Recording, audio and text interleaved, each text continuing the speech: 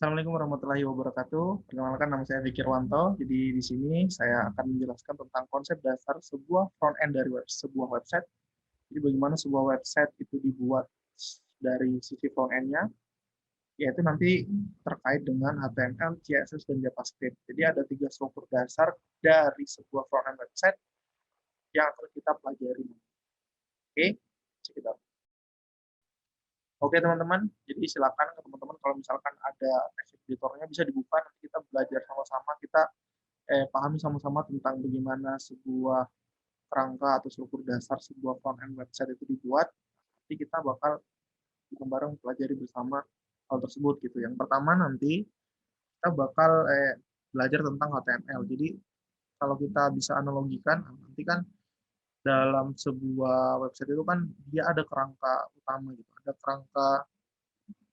kerangka dasar yang digunakan. Nah, sama seperti misalkan tubuh manusia kalau kita analogikan, nah dia kan ada kerangkanya atau struktur tulang tertentu sehingga dia bakal membentuk postur manusia gitu. Sama dengan HTML, dia juga ada struktur dasar yang digunakan sehingga nanti kita bisa membentuk konten-konten yang ada di website kita atau layout-layout yang kita inginkan yang bakal nanti digunakan di website kita.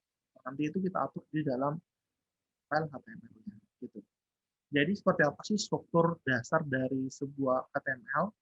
Nah, jadi struktur dasar dari HTML itu adalah terdiri dari ini, terdiri dari ini ada doctype. Doctype itu artinya dokumen type dari HTML-nya. Karena sekarang itu HTML kan sudah sampai pada versi kelima, sehingga biasanya untuk HTML versi kelima dia bakal ditandai dengan doctype HTML seperti ini untuk menandakan versinya biasanya.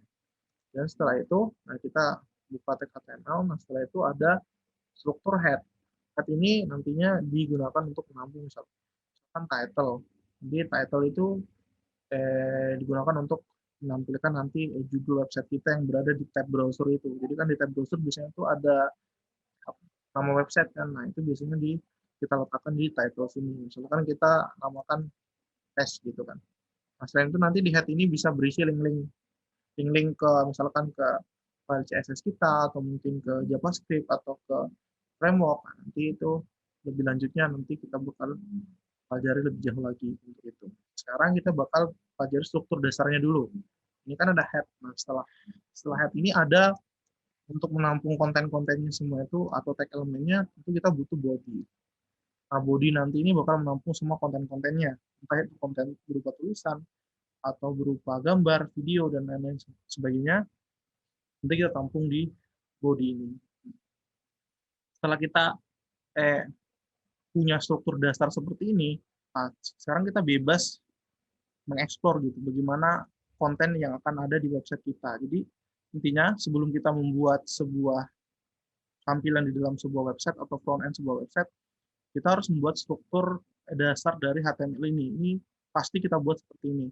Jadi awalnya kita akan buat struktur seperti ini untuk menampung konten-konten dari website kita di dalam file HTML ini. Jadi nanti bakal ada head dan body untuk menampung konten-kontennya. Nah, dalam body ini maksudnya, dalam body ini nanti kita bisa isikan dengan tag elemen atau enggak HTML elemen atau tag-tag gitu. Jadi kan di dalam HTML itu ada elemen-elemen. Elemen-elemen itu kan kalau kita tahu atau mungkin ada yang udah pernah belajar gitu kan, ada banyak gitu kan, ada misalkan kita butuh heading atau enggak paragraf gitu. Maka kita bisa menggunakan tag yang namanya tag H1 atau paragraf. Contohnya seperti ini. Misalkan kita butuh judul heading untuk judul gitu kan. Kita bisa menggunakan yang namanya tag H1. Nah, dalam H1 ini kita bisa isikan kontennya. Misalkan website belajar gitu. Nah, jadi nanti ini si H1 ini akan menampilkan sebuah judul heading dengan level 1 dengan nama website belajar seperti itu. Jadi kayak gitu. Jadi misalkan kita nanti mau membuat judul dari sebuah website, nah kita bisa bukan judul dari sebuah website ya, tapi judul yang ada di konten dari sebuah website misalkan. Kita bisa gunakan tag H1 ini. Untuk penggunanya seperti ini. Jadi nanti diawali dengan masih kurung siku ini, kemudian diikuti dengan nama tag-nya, kemudian selanjutnya nanti diikuti dengan ini kurung siku balas, kemudian diikuti dengan ini slash ya, slash, kemudian nama tag-nya. Jadi struktur penulisan tag itu seperti ini. Tapi ada juga yang misalkan kita nggak mau seperti itu, misalkan kita cuma mau break gitu. Misalkan kita mau ada enter di antara H1 ini, nah kita bisa gunakan tag BR. Nah, dia kan strukturnya cuma seperti ini biasanya. Jadi ada yang seperti ini juga. Tapi biasanya kebanyakan dia strukturnya seperti ini. Yaitu nanti kira-kira kalau kita jalankan dia bakal seperti ini. Nah, jadi nanti di dalam website kita bakal tampil sebuah tulisan dengan heading atau judul level 1 yang isinya adalah website belajar. Karena kita kan tadi sudah inisialisasi bahwa H1 isinya website belajar. Gitu. Jadi misalkan kita butuh teks buat heading, nah kita bisa gunakan teks H1 ini. Jadi tag heading itu sebenarnya ada, ini kan level 1. H1 itu artinya header atau heading dengan level 1. Jadi levelnya sendiri itu ada banyak sebenarnya, ada 1 sampai 6. Jadi kalau misalkan ini kita copy gini, ini kita bisa ganti di sini.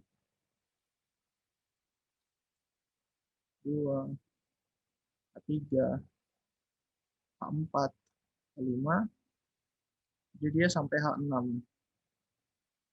jadi nanti bakal kelihatan perbedaannya. Jadi kita kembali ke browser, kita refresh. Nah, ini dia. Nah, ini kan kalau kita gunakan H1 dia kan gede nih. Nah, jadi artinya dia levelnya paling tinggi gitu. Nah, kalau H2 dia semakin kecil, H3 semakin kecil, nanti sampai H6 paling kecil gitu. Jadi itu levelnya gitu. Nah, setelah itu misalkan setelah kita punya judul, kita butuh konten paragraf, atau misalkan kita butuh konten dengan teks atau narasi yang panjang, kita bisa gunakan yang namanya teks paragraf kayak gini. Nah, di dalam teks paragraf ini kita bisa isikan konten apa saja. Misalkan kita isikan ini ya, Lorem Ipsum ya, sebagai contoh. Misalkan ini adalah narasi sebuah misalkan berita. Itu kan panjang, terdiri dari paragraf-paragraf. Nah, kita bisa gunakan ini. Kita bisa gunakan paragraf ini untuk menampung narasi ini bisa. Jadi tag P ini nanti bakal berisi konten berita yang sudah kita tuliskan. Jadi misalkan ini adalah sebuah tag berita gitu panjang. Nah, karena banyak kita bisa gunakan tag P ini. Jadi nanti tag P ini bakal menampung si konten berita ini nanti bakal ditampilkan ke dalam website kita. Kira-kira tampilannya bakal seperti apa? Nanti jadinya bakal seperti ini. Nah, jadinya ya ini kan panjang nih. Jadi nanti ya dia bakal nampilin ada teks P gitu. Jadi ada teks P, ada tag P yang bakal menampilin ini narasi ini. Jadi di website kita bakal ditampilin seperti itu. Begitu ya kira-kira gambarannya. Nah, atau misalkan kita mau mengisikan konten terkait dengan misalkan kontennya yang mau kita isi ini kan tadi tulisan, kemudian ada judul gitu kan. Misalkan kita mau menampilkan gambar gitu. Nah, kita bisa gunakan tag IMG ini, tag IMG. Jadi tag IMG itu image, ya, image biasanya tuh digunakan untuk mengambil sebuah gambar. Jadi nanti di dalam teks image ini bakal ada atribut. Nah, nanti terkait atribut nanti bakal kita jelasin nanti. Nah, sekarang kita contohkan aja misalkan kita mau panggil sebuah gambar gitu. Nah, kita bisa panggil menggunakan atribut src. Nah, nanti di dalam atribut src ini kita tinggal tuliskan si gambar tuh berada di folder mana. Misalkan ada di folder aset. Nah, setelah itu kita punya misalkan ini gambar yang galeri 1.png. Kita klik aja gitu. Nah, nanti untuk ini kan aku pakainya browser VS Code.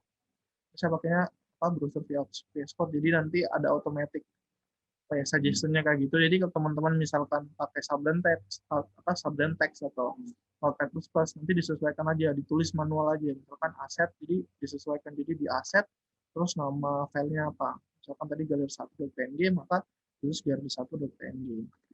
Setelah itu, alt ini digunakan buat misalkan nanti si image ini gagal ngeload gambarnya, kira-kira nanti setidaknya alt ini memberikan informasi, oh ini gambar apa gitu, misalkan gambar pulau gitu. Pulau. Tapi jika ini gagal di load, maka nanti yang tampil ini, alt ini. Wah ini itu gambar pulau sebenarnya. Jadi ketika kita refresh, nah mungkin bakal ada tampil gambar seperti ini. Nah, gambar ini bisa muncul karena kita menggunakan tag kita di. Jadi dari tag ini dia bakal memanggil sebuah gambar dengan source yang kita sudah berikan, tergantung source yang kita berikan. Misalkan XRC-nya ini ke gambar yang berbeda, tentu gambarnya yang berbeda kan. Oke. Nah, selain teks kemudian gambar, kita juga bisa membangun sebuah tabel gitu, tabel. Jadi kita bisa gunakan tag tabel. Jadi tabel ini nanti kita bisa gunakan misalkan untuk membuat supaya layout dari website itu lebih rapi gitu, atau lebih antara konten satu dan konten yang lain itu bisa lebih, atau letaknya itu bisa lebih baik gitu. Kita bisa menggunakan tabel. Misalkan kita mau membuat tabel misalkan untuk menampung misalkan data mahasiswa gitu kan. Misalkan di dalam tabel sendiri ini nanti kita perlu mengisikan dengan beberapa tag juga, karena di dalam tabel itu bakal ada tag-tag tertentu yang menandakan yang mana baris, yang mana kolom. Tag-nya itu seperti apa? Jadi tag-nya itu ketika kita sudah membuat tag tabel, nanti kita tinggal panggil tag-tag. Misalkan untuk baris itu namanya TR. TR itu bisa kita artikan sebagai tabel row atau baris dari tabelnya gitu. Jadi makanya ditulis sebagai tabel row. Kemudian untuk kolomnya kita bisa menggunakan dua tag. Pertama ada yang namanya TH, itu berarti tabel heading, atau TD. TD itu sama dengan tabel heading, cuman dia kayak lebih ke kontennya gitu. Kalau tabel heading lebih ke judul, misalkan ada tabel gitu kan, biasa kan di awalnya itu ada misalkan ada nomor, nama, itu kan heading judulnya gitu kan. Nah, itu bisa kita pakai TH. Misalkan di sini kita pakai TH nih. TH jadinya misalkan nomor gitu kan. Di situ setelah itu ada nama. Di nama ada NIM. Sama ada TH jurusan gitu. Nah, jadi nanti di baris pertama itu bakal ada kolom-kolom yang berisi. Jadi baris pertama akan ada kolom-kolom yang berisi nomor, nama, dan juga NIM.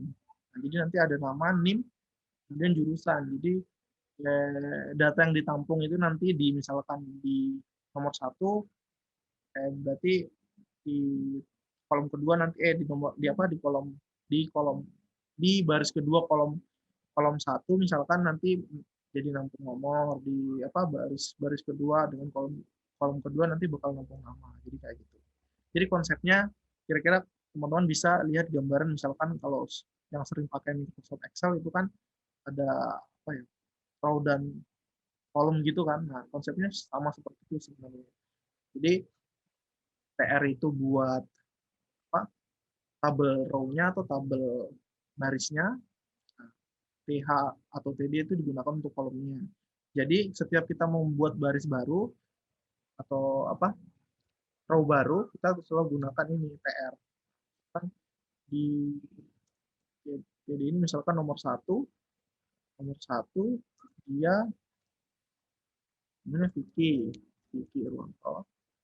Kemudian NIM-nya 19 12 11 78. Kemudian jurusannya adalah sistem informasi. Jurusannya sistem informasi. Nah, nanti otomatis ini bakal nampilin bahwa di baris kedua itu di kolom pertama bakal nampilkan nomor 1 dengan nama Fikirwanto, NIM-nya 19121178 dengan jurusan Sistem Informasi. Jadi kalau kita balik ke ini, ke output-nya ke website, kalau kita refresh, nah ini bakal ada kayak gini nih.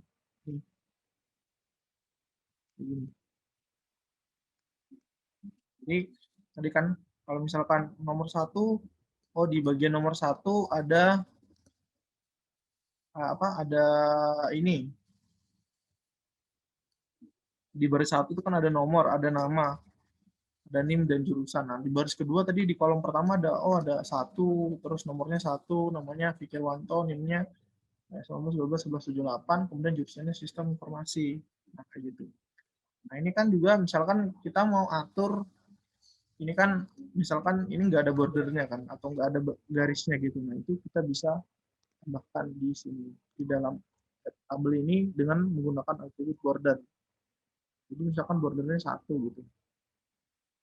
Jadi ketika kita jalankan, kita refresh, nanti bakal ada bordernya. Jadi kayak gitu. Jadi misalkan kita mau tambahkan baris baru lagi sini, kita copy aja yang di atas, kita ganti di sini 2, jadi 2 misalkan di sini jadinya sambutan bagus 1158 informasi juga. Jadi kalau kita lihat, kita refresh, nah nanti dia bakal tampil seperti itu. Datanya bakal nampak dari tabelnya, gitu ya. Oke, itu kira-kira konsep untuk tag elemen dalam sebuah website. Oh ya lupa, jadi kalau di dalam sebuah website juga itu kita bisa membuat sebuah link atau misalkan hyperlink. Jadi kalau misalkan kita ke sebuah website kan biasanya tuh kita ada lihat sebuah teks atau tulisan gitu yang warnanya biru terus ada garis bawahnya. Nanti ketika diklik kan bakal ngarah ke ke halaman lain gitu misalkan. Nah, itu kita bisa buat dengan menggunakan ini, menggunakan yang namanya tag ini. Di tag ini, nah tag ini kita bisa isi di bagian href ini, di atribut ref. Jadi si ref ini kita bisa isikan dengan link yang kita inginkan gitu loh. Kita bisa isikan dengan link yang kita mau. Misalkan kita mau, oh ini bakal nampil ke Google gitu. Nanti kita bisa arahkan ini ke Google. Terus ini kita klik aktif, jadi kita kasih tulisan supaya nanti ada muncul gitu bahwa oh ketika ini diklik dia bakal ngarah ke mana gitu. Jadi kita bisa buat itu menggunakan tag ini, tag hyperlink. Nah, ini kalau kita refresh nanti muncul. Nah ini kalau kita klik, nah, nanti dia bakal otomatis ke Google karena kita sudah isi hrefnya ke google.com. Misalkan kita arahkan dia ke YouTube, kita arahkan dia ke YouTube,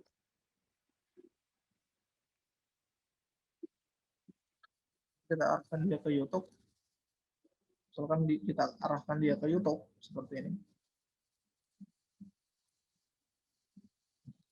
Dia ke YouTube, terus kita refresh, nanti dia otomatis bakal ngarah ke YouTube. Karena kita udah ngatur, oh bahwa kita mau si linknya itu mengarahkan user yang klik itu ke YouTube, gitu ya.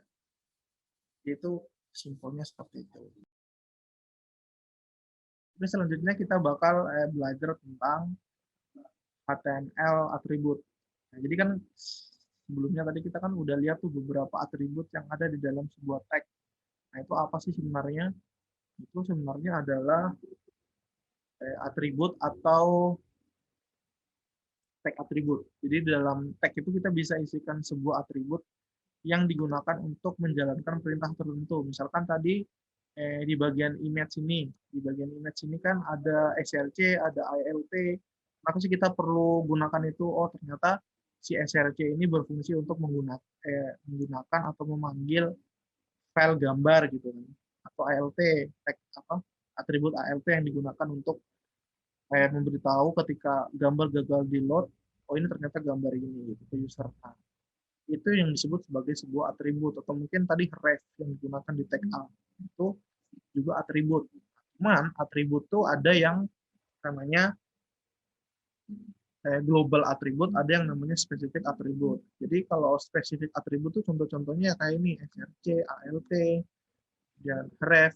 Ini biasanya hanya bisa digunakan di apa, tag-tag tertentu saja gitu. Tapi kalau global attribute, nah itu bisa digunakan di semua tag. Misalkan di sini nih, di kelas.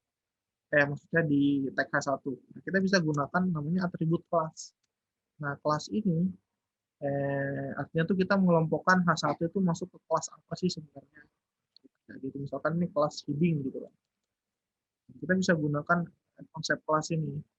Misalkan H2 juga masuk ke kelas heading. Jadi misalkan kita mau menambahkan kelas juga di tag P, jadi kelas misalkan narasi gitu. Jadi kelas ini tidak terbatas pada tag atau elemen tertentu, tapi dia bisa digunakan di semua tag tanpa terkecuali gitu. Makanya kita sebut sebagai global.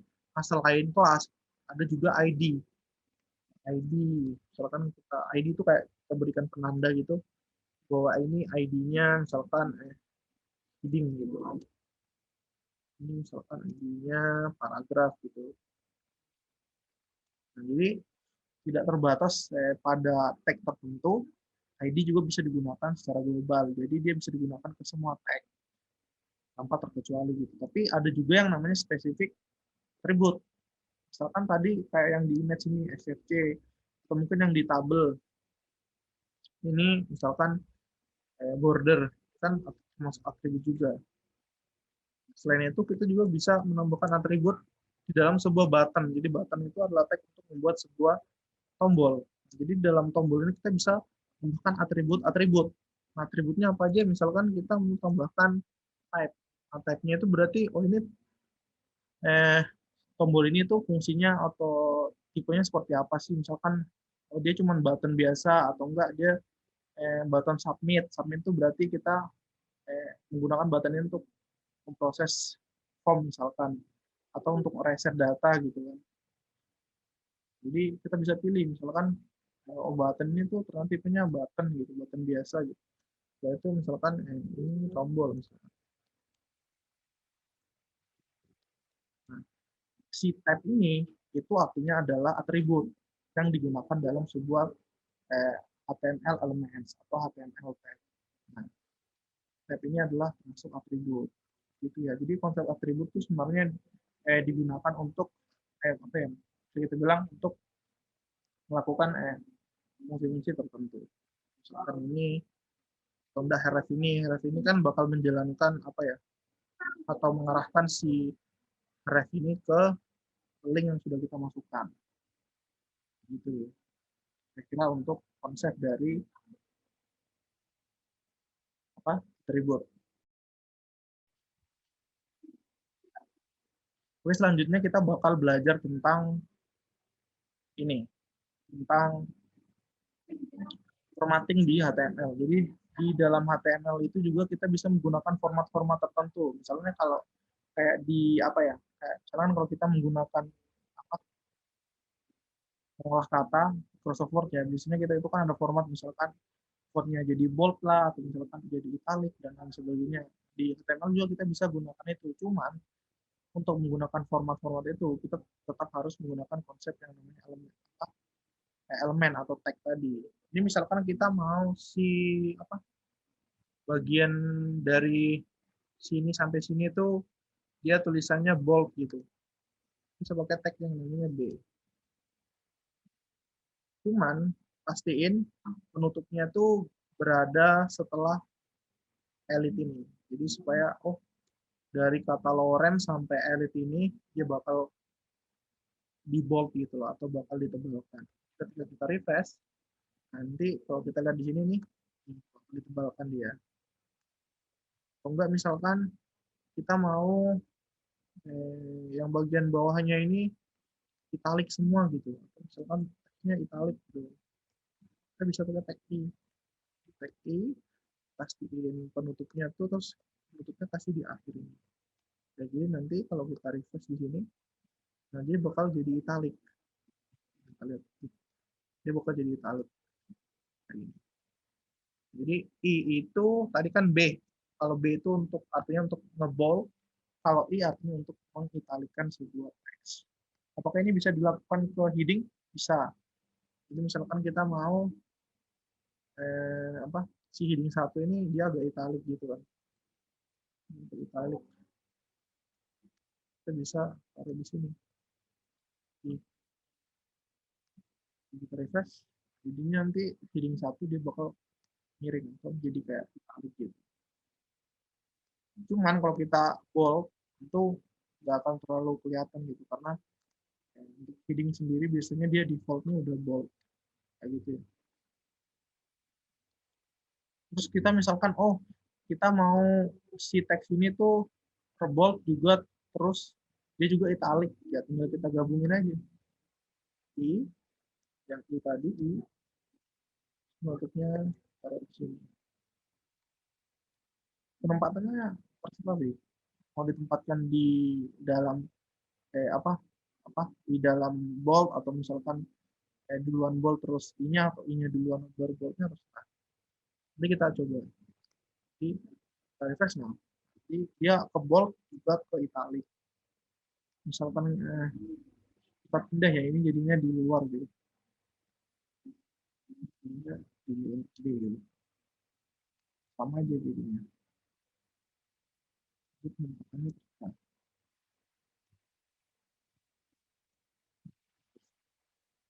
Kita save terus kita klik lagi kita refresh. Dia tetap ke italic.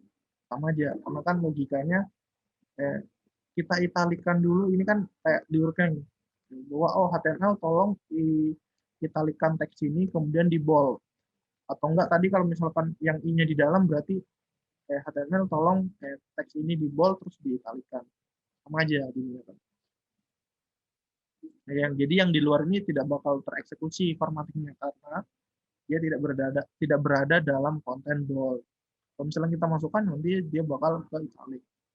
Terus misalkan kita mau ada misalkan satu teks yang kayak digaris gitu ya atau dicoret gitu ya. Kita bisa gunakan yang namanya formatting del. Misalkan kita mau yang bagian ini kayak digaris gitu. Kita bisa pakai yang namanya del. Nah, di del ini kita jangan lupa ditaruh di akhir teks yang akhir huruf teks yang kita mau garis itu. Kalau kita refresh, nah nanti akan ada garis kayak gitu. Ada huruf garis kayak gitu. Itu kalau kita pakai del. Kita pakai misalkan mark. Kalau mark berarti dia bakal ditandai nanti. Warnanya defaultnya tuh warnanya kuning, tapi nanti kita bisa ganti ini. Selain kita mau. Nanti ini bisa kita ganti. Ini. Atau misal kita mau, ini jadi apa? Lebih di atas dari teks yang lainnya gitu loh. Kita bisa pakai yang sub. Kalau lebih di atas berarti nanti dia bakal berada di atas. Ini atau jadi kayak angkat gitu. Kalau mau berada di bawah, kebalikannya kita tinggal pakai sub. Jadi dia bakal berada di bawah. Nah, itu merupakan contoh beberapa formatting yang ada di HTML. Gitu. Oke, jadi itu tadi adalah contoh atau beberapa contoh dasar dari penggunaan HTML beserta dengan elemen-elemennya, kemudian ada juga atribut serta formattingnya seperti apa. Jadi tadi itu adalah beberapa contoh-contohnya. Oke, sekarang kita bakal masuk ke bagian stylingnya. Nah, stylingnya itu kita bakal menggunakan yang namanya CSS. Jadi CSS itu biasanya digunakan untuk men-style atau memberikan konsep desain yang lebih menarik gitu ke website kita.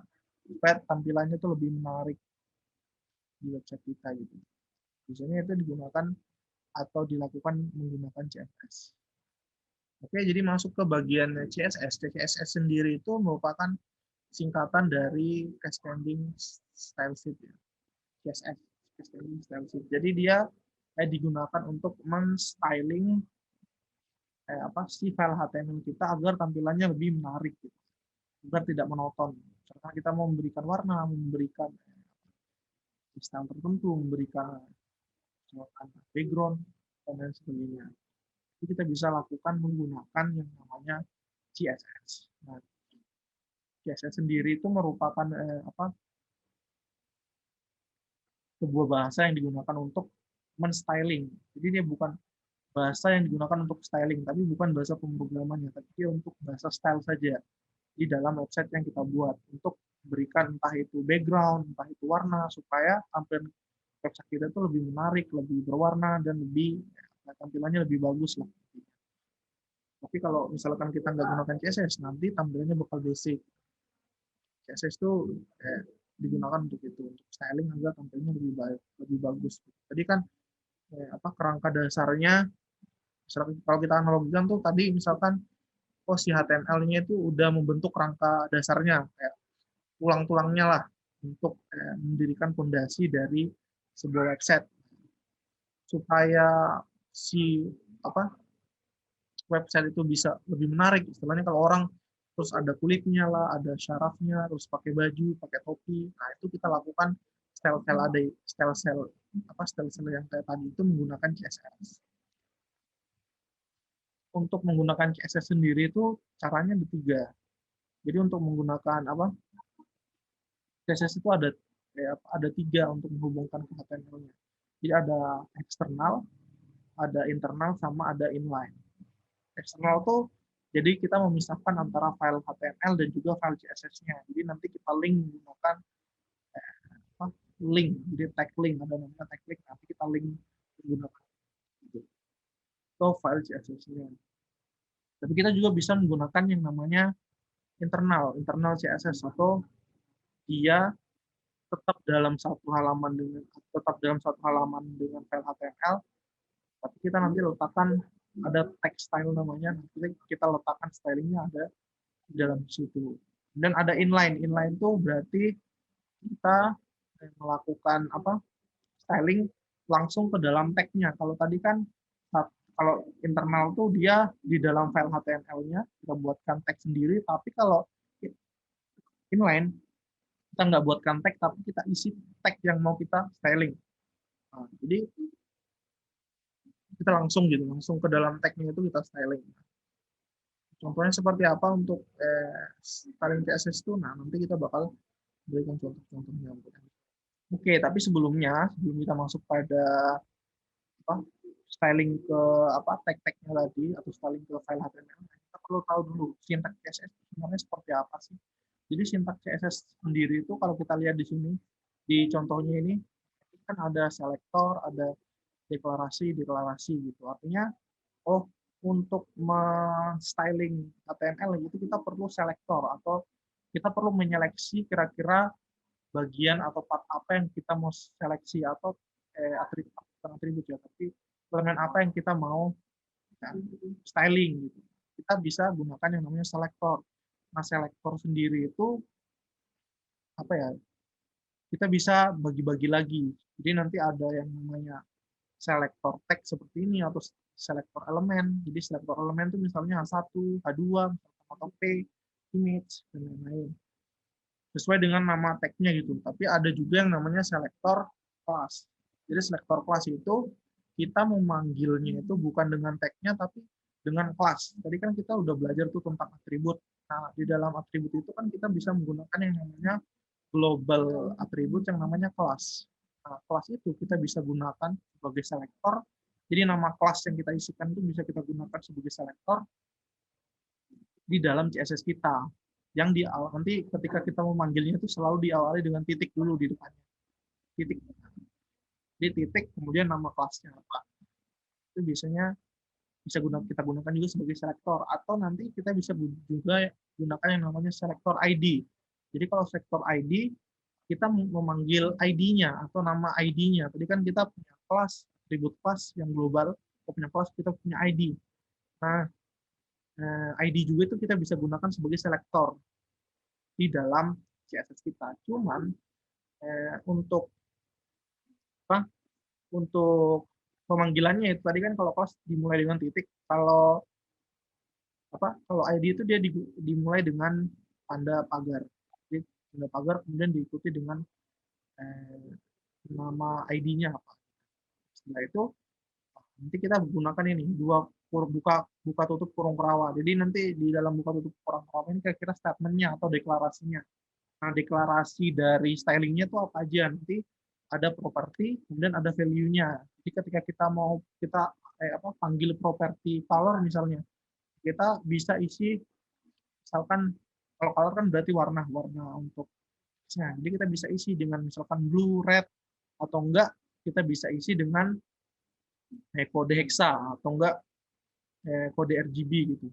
Jadi misalkan kita mau panggil color blue, kita bisa tulis blue, nanti otomatis si CSS bakal mendeteksi oh warnanya bakal warna biru, atau enggak kita mau lebih spesifik kita bisa gunakan kode RGB atau enggak kita bisa gunakan hexadesimal. Setelah itu diakhiri dengan titik koma.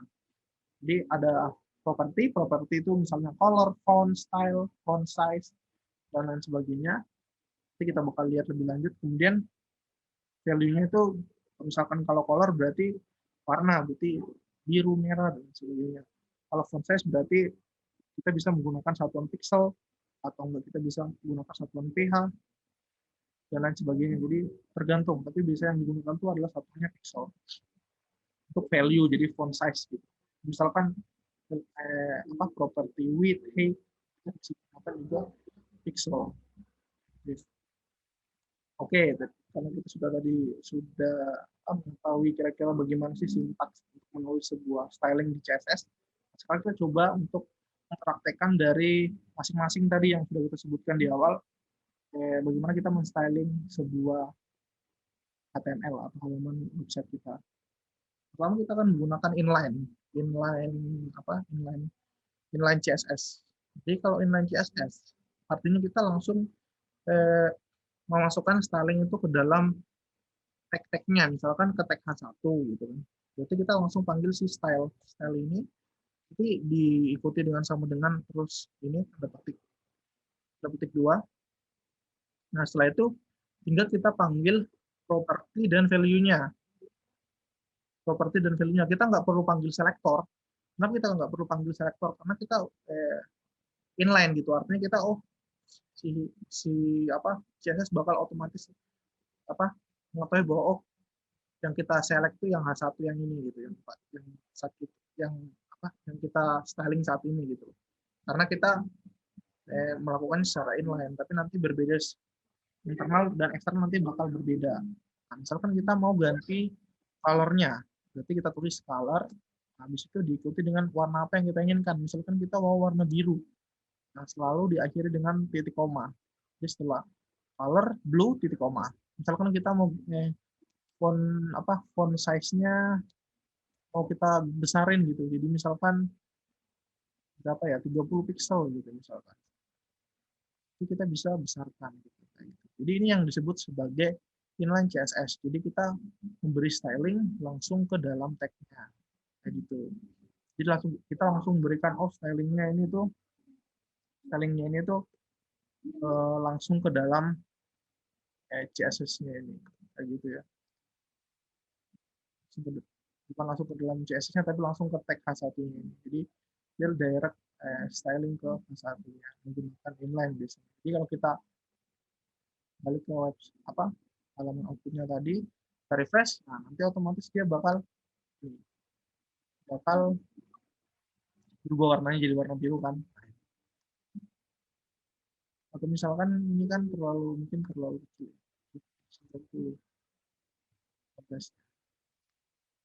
Nanti dia bakal besar teksnya. Atau mungkin ini kita mau ini ke tengah gitu. Bisa pakai teks aligin ini jadi center. Nanti ketika kita balik kita refresh, dia bakal di tengah. Nah, dia bakal di tengah nanti. Nah, itu kira-kira styling secara inline. Nah, selanjutnya kita juga bisa melakukan styling secara internal. Jadi internal itu artinya kita tetap dalam file HTML, cuman kita buatkan tag tersendiri. Kalau ini kan kita langsung masukkan ke tag yang kita styling.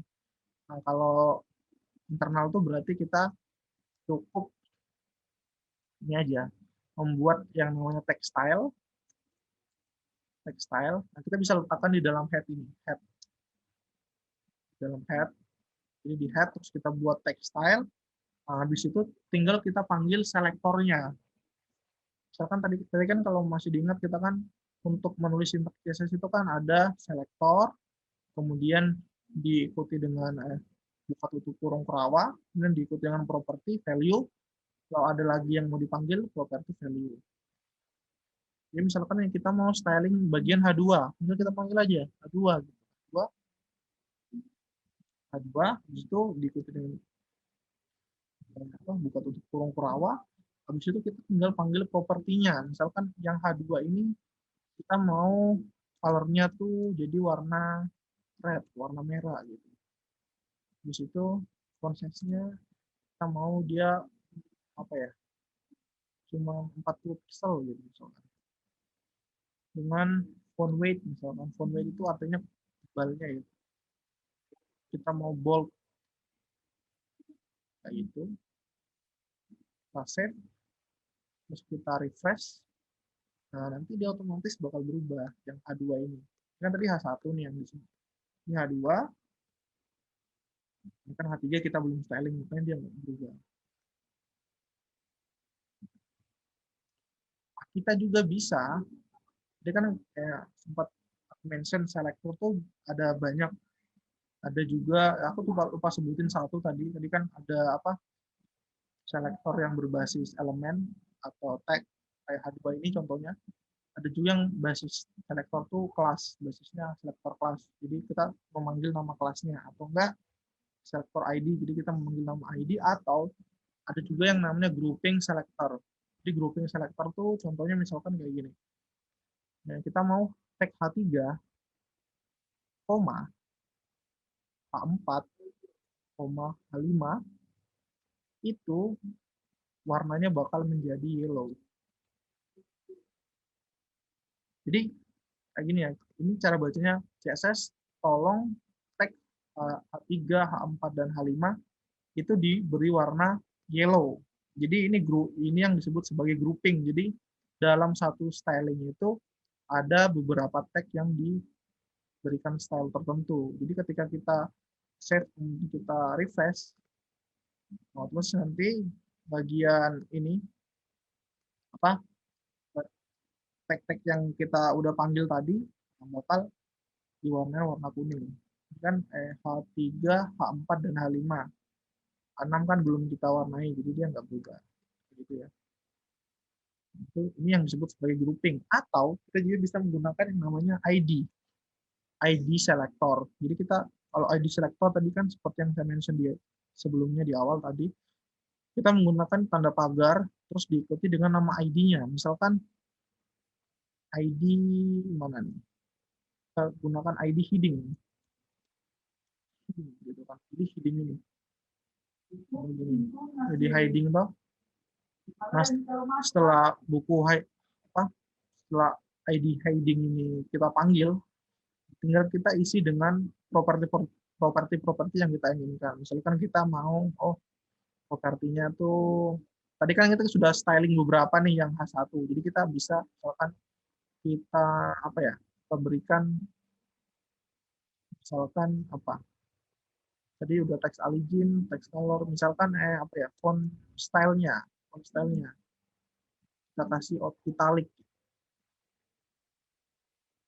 ketika kita, atau enggak jangan font style ya, udah ya, kan font family gitu.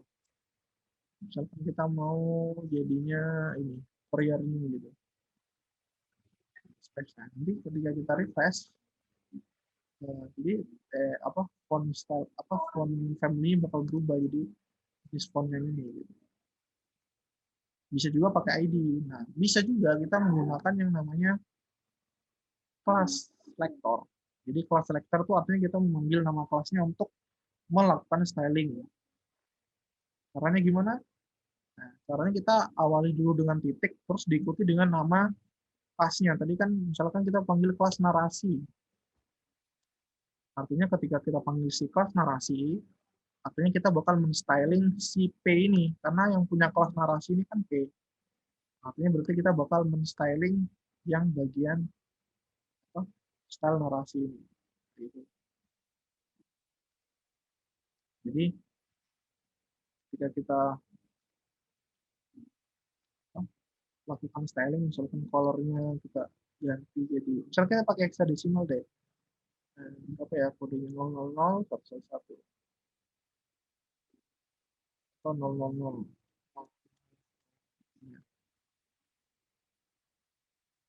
Ini artinya warna hitam ya. Habis itu kita mau apa, font family-nya tuh jadi Franklin Gothic. Terus mau font size-nya jadi 18 misalkan pixel. Jadi ketika kita save, terus kita refresh, nah nanti dia bakal berubah. Kan? Terus kita juga bisa melakukan yang namanya styling. Misalkan dalam P ini kan ada ini nih. Misalkan kita cuma mau, oh saya cuma mau tuh styling yang bagian ini nih, yang bagian apa, Lorem Ipsum Elite tadi yang sudah di bold di awal tadi sama di italic. Nah caranya gimana? Kita bisa panggil tadi kelas narasi, narasi habis itu spasi.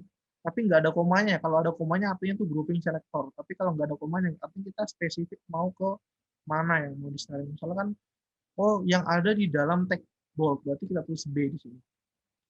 Nah, terus bisa kita ganti colornya. Kalau itu warna apa ya? Steel blue misalnya. Jadi ketika kita save, kemudian kita refresh, nah dia bakal berubah. Tapi yang berubahnya cuma yang ada di dalam tag bold ini. Jadi, oh, jadi itu cara bacanya gini. CSS tolong styling warna steel blue, di mana yang di styling itu adalah yang tag yang punya kelas narasi, terus di dalamnya ada tag B, tag bold. Selain itu dia nggak bakal di styling, gitu. Jadi warnanya bakal berubah kayak gitu.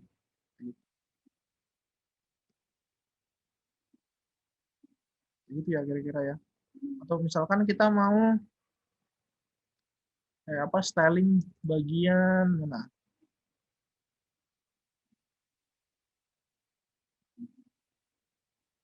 Bagian ini, bagian TH. Styling bagian TH, kita panggil TH. TH misalkan width-nya jadi 100% gitu. Atau enggak, jangan deh, berapa ya? 100 pixel. Pixel. Jadi nanti dia lebarnya bakal jadi 100. Nah, jadi ini. Nah, lebarnya dia bakal jadi 100. Kalau misalkan 100 terlalu kecil ya, 200 lebarnya. Nanti dia bakal jadi lebar panjang. Karena kita udah berikan style, oh kita mau berikan stylenya itu 300. Kayak gitu ya. Kira-kira kayak gitu. Stylenya. Nah, ini merupakan bentuk embed atau penghubungan CSS secara internal. Jadi ini internal. Itu kita sebutnya ini sebagai internal CSS. Yang terakhir itu ada yang namanya external CSS. Jadi external CSS itu artinya kita memisahkan antara file HTML dan CSS. Sehingga kalau begitu kita perlu buat file CSS-nya dulu. CSS-nya berarti kita buat nih namanya. Misalkan kita buat nih di sini. Jadi misalkan saya namain di sini style.css. Nah, gitu. Ini kita bisa copy nih. Oke. Tapi sebelumnya, sebelum kita copy yang udah yang ini, sebelumnya kita link dulu cara memanggil, kita linkkan dulu antara file HTML ini dengan file stylingnya. Caranya gimana? Kita pakai ini link, tag link. Nah, nanti dalam link ini ada atribut href. Yang saya bilang kan tadi ada atribut yang bisa digunakan beberapa tag. Nah, ini contohnya. Tinggal panggil style.css-nya. Nah, gitu. Berarti ini sekarang kita sudah berhasil menghubungkan secara eksternal si file HTML. Nah, setelah itu kita bisa copy aja yang ini. Kita cut saja ya. Pindahkan. Ini kalau kita save kan, Kalau kita refresh di sini, nanti kan stylingnya hilang di sini. Ini kan tadi secara inline. Tapi ketika kita copy tadi yang tadi itu ke sini, terus kita save, kita refresh, oh nanti stylingnya kok balik. Nah itu jadi sama aja ya kayak yang kita lakukan tadi pada saat yang di internal, cuman ini filenya sekarang misah. Jadi tadi jadi yang jadi pertanyaan sekarang adalah yang mana dong yang bakal kita gunain gitu. Sebenarnya itu tergantung sih. Cuman yang biasanya digunakan itu adalah yang ini, bentuk yang eksternal ini. Jadi ada prinsip tuh kita kalau dalam pembuatan website tuh jangan jangan mencampur adukan antara styling dengan HTML. Jadi kita perlu memisahkan antara HTML dengan CSS-nya gitu. Sehingga kita baiknya itu menggunakan yang eksternal ini. Jadi kita buat sendiri file untuk stylingnya, untuk kerangka dasarnya kita buat sendiri di HTML. Nanti kita tinggal styling di CSS. Gitu ya. Oke, itu tadi mengenai apa cara atau penjelasan singkat mengenai CSS dan cara penggunaannya di HTML. Jadi selanjutnya kita bakal bahas dasar-dasar dari JavaScript. Nah, jadi kita akan lanjut juga tentang JavaScript dan penggunaannya kira-kira seperti apa nanti. Oke. Oke, sekarang kita akan belajar mengenai dasar-dasar dari JavaScript. Nah, untuk JavaScript sendiri ini adalah bahasa pemrograman yang berbeda dari dua tadi. HTML itu sendiri kan kita sebut sebagai hypertext markup language. Jadi dia bahasa untuk memarkup aja atau untuk membuat angka dasarnya. Jadi HTML itu sendiri itu sebenarnya bukan bahasa pemrograman. CSS pun sama, dia bukan bahasa pemrograman, tapi dia cuma bahasa styling untuk memberikan style ke website kita. Kalau HTML untuk memberikan struktur-struktur dasarnya. Nah, JavaScript sendiri ini baru bahasa pemrograman yang akan menjadi logic atau apa ya, yang membuat website kita nantinya lebih dinamis serta lebih interaktif. Begitu. Apa sih JavaScript sebenarnya dia itu? JavaScript sendiri itu adalah bahasa pemrograman ya, bahasa pemrograman yang digunakan dalam pengembangan website yang lebih dinamis dan interaktif. Jadi dapat dapat apa JavaScript itu dapat meningkatkan fungsionalitas pada halaman web. Jadi nanti JavaScript itu bisa kita apa ya, manipulate supaya website-nya itu lebih interaktif, lebih dinamis nantinya. Supaya user juga bisa lebih apa ya, lebih enjoy menggunakan website itu. Dan itu kita juga bisa membuat aplikasi dan tools-tools juga di JavaScript ini atau bahkan game tapi basisnya pada web. Jadi bahasa JavaScript sendiri itu biasanya digunakan di web ya untuk pengembangan web. Kemudian juga dia biasanya digunakan untuk bagian front end walaupun ada juga yang platform dari JavaScript yang bisa digunakan untuk back end sebenarnya. Tapi mostly atau kebanyakan JavaScript itu digunakan untuk bagian front end. Begitu ya. Oke, jadi kemudian bagaimana sih kita menggunakan JavaScript di HTML itu atau kita bagaimana sih cara menghubungkan JavaScript dengan HTML file yang kita punya itu. Nah, sebenarnya untuk menghubungkan itu mirip-mirip dengan CSS yang tadi kita bisa melakukan secara tapi ini mungkin secara internal dan eksternal aja. Jadi kita bisa menggunakan dengan cara eksternal atau internal atau bisa juga kita gunakan cara inline tapi nanti kita cuma bisa memanggil fungsi-fungsi tertentu saja yang ada di JavaScript-nya itu. Misalkan nanti ada saya berikan contohnya. Jadi kita mulai saja misalkan kita mau menggunakan JavaScript secara secara internal itu kita bisa panggil yang namanya TypeScript. Nah, TypeScript ini nanti kita di dalam TypeScript ini kita bisa isi dengan perintah-perintah JavaScript itu. Di perintah-perintah JavaScript kita bisa isikan ke dalam tag-tag ini.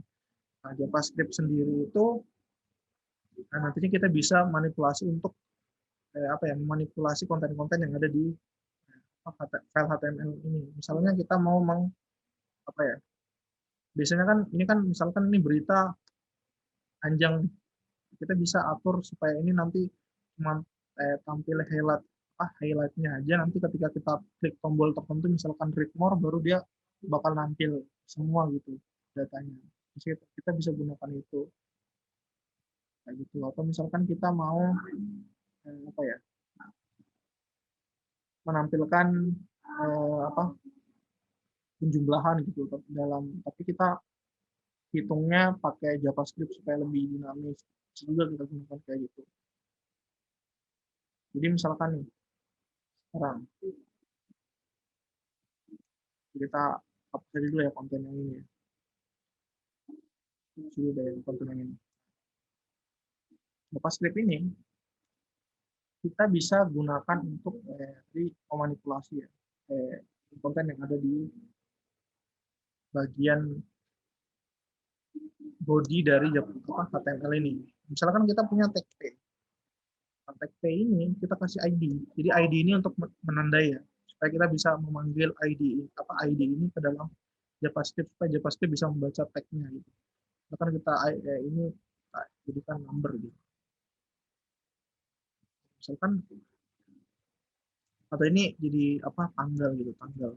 Jadi nanti dalam tag P ini kan kosong nih. Nah, ini kita bisa isi dengan konten tertentu, tapi menggunakan JavaScript. Caranya seperti apa?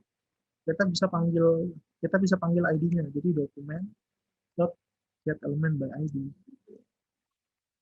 Itu ID-nya panggil tanggal. Di situ dot inner HTML sama dengan date.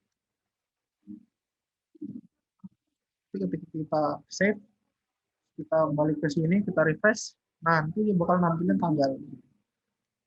Walaupun kalau kita lihat di sini kan ini kosong pada dalam tag-nya, tapi kok bisa ada kontennya gitu. Itu karena kita berhasil memanipulasinya di JavaScript. Atau misalkan kita mau ini jadinya bukan misalkan var x tinggal 10 x 10 ditambah var x vario 20. Coba ditemukan ya. Jadi misalkan di dalam tag P itu bakal menampilkan penjumlahan 10 tambah 20 gitu. Jadi kita bisa panggil. Jadi misalkan panggil penjumlahan. Jadi 10 ditambah 20 sama dengan ditambah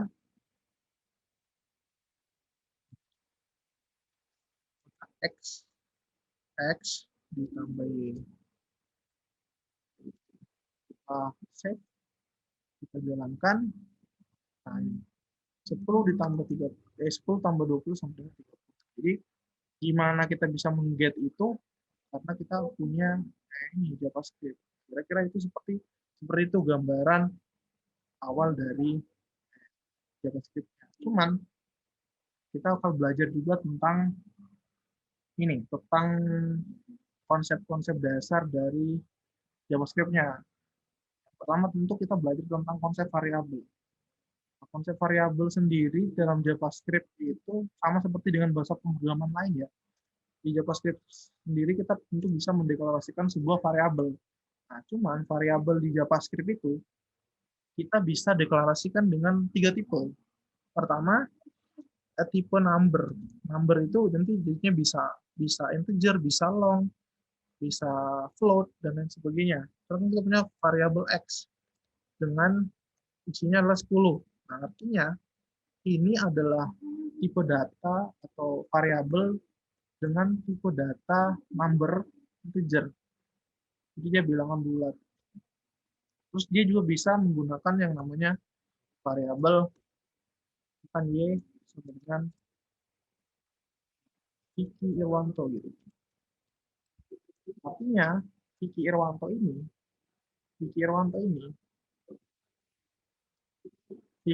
ini adalah string.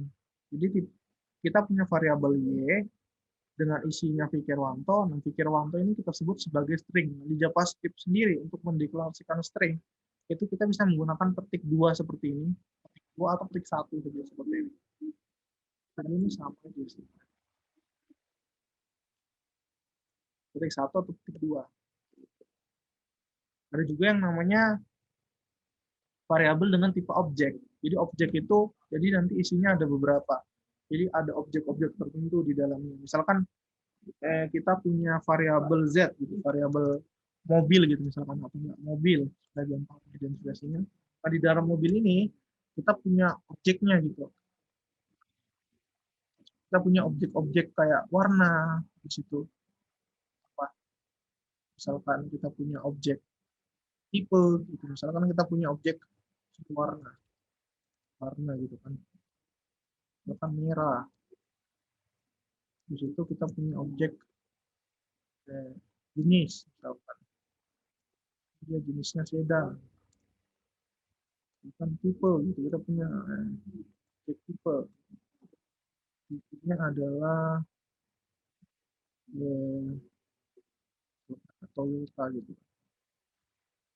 Nah, ini kita sebut sebagai variabel dengan tipe objek. Nah, jadi ini kita bisa panggil ke dalam tag P ini tadi, dalam tag P ini tadi. Jadi misalkan dari apa? Dari apa? Tag P ini tadi kita bisa isikan dengan variabel-variabel yang sudah kita deklarasikan. Jadi variabel-variabel di JavaScript itu bisa berisi number, bisa berisi string, atau bisa berisi objek-objek seperti ini. Jadi nanti kita bisa lebih dari satu. Misalkan kita mau isi si P ini bahwa di dalam, kita panggil dulu dokumen, kita panggil dulu si P-nya, dokumen dot get my ID. ID-nya kan apa tadi? Tanggal. Ganti dulu ya berarti. Kan ID-nya adalah Java gitu aja. Ini masalah penamaan ID terserah ya. Java dot inner HTML sama dengan, ini kita bisa buat kayak gini. Nama saya ditambah Y ditambah nama saya Y, kemudian umur saya adalah ditambah X. Kemudian kita tambah lagi saya mempunyai mobil berwarna. Nah, ini kita bisa panggil si variabel mobil. Cuman karena ini bentuknya adalah objek, kita klik panggil si warna. Kayak gitu.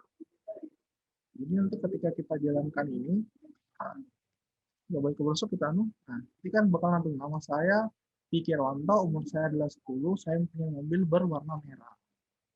Jadi itu adalah konsep paling simpel dari JavaScript. Nah, ini untuk ini kan kita embed secara internal. Nah, kita juga bisa lakukan ini secara eksternal. Caranya kayak gimana? Yang bagian script dalam script ini kita tinggal tambahin src terus kita buat file di sini namanya misalkan main.js. Nanti